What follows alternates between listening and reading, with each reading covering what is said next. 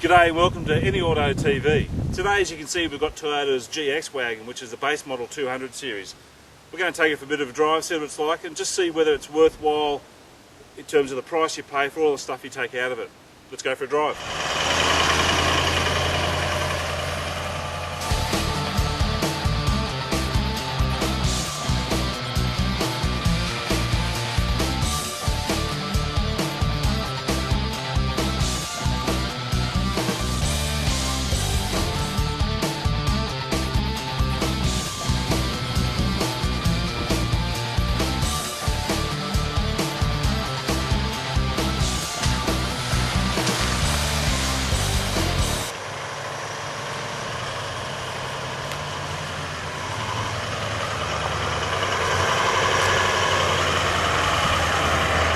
The Toyota GX has got a new black grille at the front.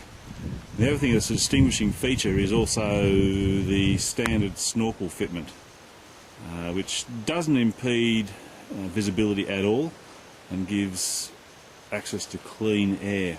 Other features you'll notice are the 17-inch steel wheels, and also something I'm pretty happy about is the lack of running boards, which gives you a greater ramp over angle without worrying about damaging the running boards, although if you're not careful you will damage the body sills.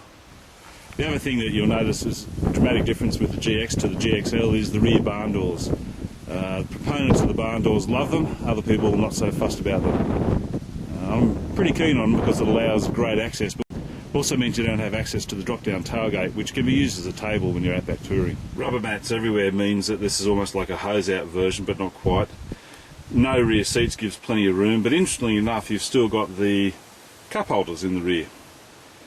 The 60-40 split rear seat to give a huge payload area in the back of the GX wagon.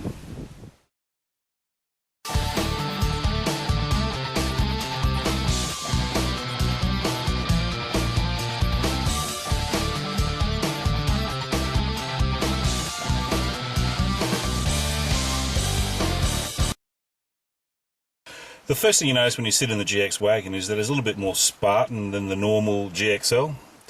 However, look, the seats themselves are very comfortable. I'd prefer to have a little bit more squat adjustment, but it does have a lumbar support, which makes driving a lot more comfortable. There's plenty of seat travel. The steering wheel is thick rimmed and height and reach adjustable, which means that you can get a really good driving position. In front of the driver you've got the typical Landcruiser dashboard. However, you miss out on the multi-function display. I guess the main thing you miss there is the distance to empty calculator, which is quite handy, particularly if towing. The new GXs do have an eco driving light there that encourages economical driving as well. Stereo system is actually surprisingly good sound with Bluetooth attached to it. Also allows you to input through your MP3 player, etc., through USB or just a normal plug. There is no sat-nav available, again costs more. It's a manual air conditioning, no rear air vents whatsoever, but it's a fantastic air conditioning system, so it does cool and heat the whole car when necessary. You also have the old-fashioned key in the steering column turn on rather than the push button, which is not a major drama whatsoever. Other than that, it's pretty much standard Landcruiser fare. It's a comfortable place to be in, plenty of room. Plenty of storage area, cup holders in the centre console, bottle holders in the door, plenty of room for books, etc., maps in the doors, huge glove box, and also a massive centre console bin which can store almost anything you want in there. It's huge. The rear passenger seats are plenty of room for 3 people. There's plenty of knee, height and shoulder room.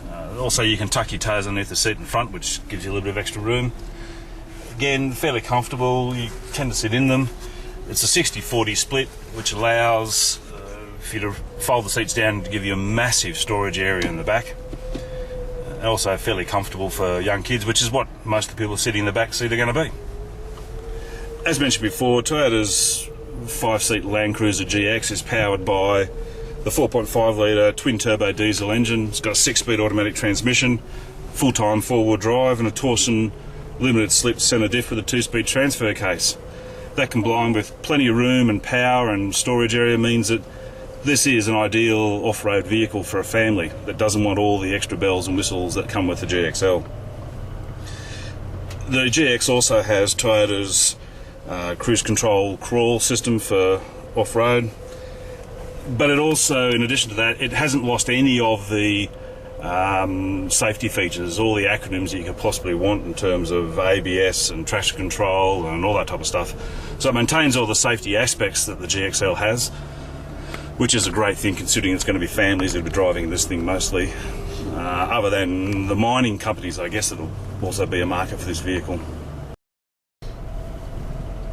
The 4.5 litre V8 diesel is just so powerful and so much grunt down low that torque characteristics means that to engage low range four-wheel drive means you really are in some tricky situations.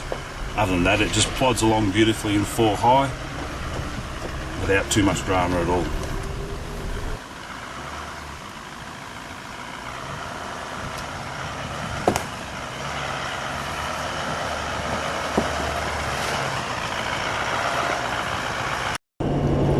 Just some other random thoughts about the GX as well. One thing you do notice is that when you're cruising on the freeway at 110 kilometres an hour, the snorkel really does make a bit of wind noise. It's not a howling noise, but you certainly notice that it's there. The mirrors, side mirrors, are fantastic. They're large, they give you great visibility, which is important because it's a big vehicle. I mean, talking about that, you also do miss not having a reversing camera. That does make a difference. Something this size, you really want to be able to see out the back of and where the back of your car is and what's behind you. And also talking about that, the barn doors, it's a little bit awkward. You've got this bar in the middle of your rear view mirror. It's, you know, you see one side or the other, and it does make it a little bit more difficult, but not dramatically so.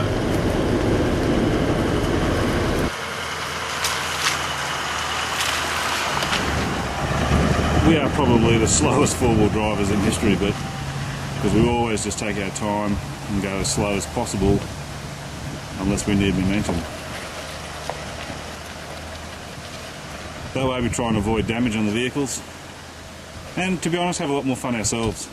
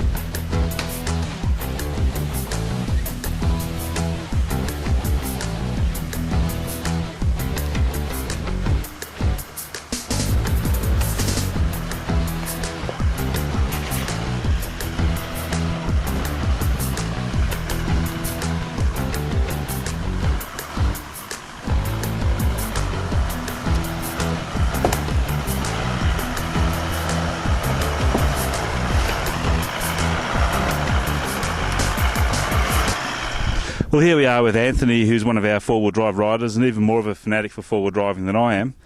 Anthony, what do you think of the new GX? It's a great car. Toyotas always make great four-wheel drives.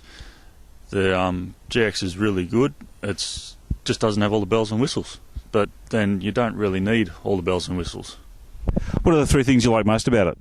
Motor, motor, motor. You can't beat that motor. That is an awesome bit of gear. Yeah, it makes it easy driving around, doesn't it? Look, we did some challenging and not so challenging tracks today. How did the GX go? All Toyotas perform well off-road in stock trim. There wasn't much today that we did that was even coming close to pushing the boundaries of this car. It handled it all in its stride. There wasn't a problem. Well, there it is. That's the Landcruiser GX at around $78,000 plus on roads. It's still not cheap, but it is cheaper than the GXL. I guess it's up to you to decide whether it's within your budget or you want the extra bells and whistles for the GXL. But we had a lot of fun today. As always, enjoy the Landcruiser. Thanks for joining us. We'll see you next time.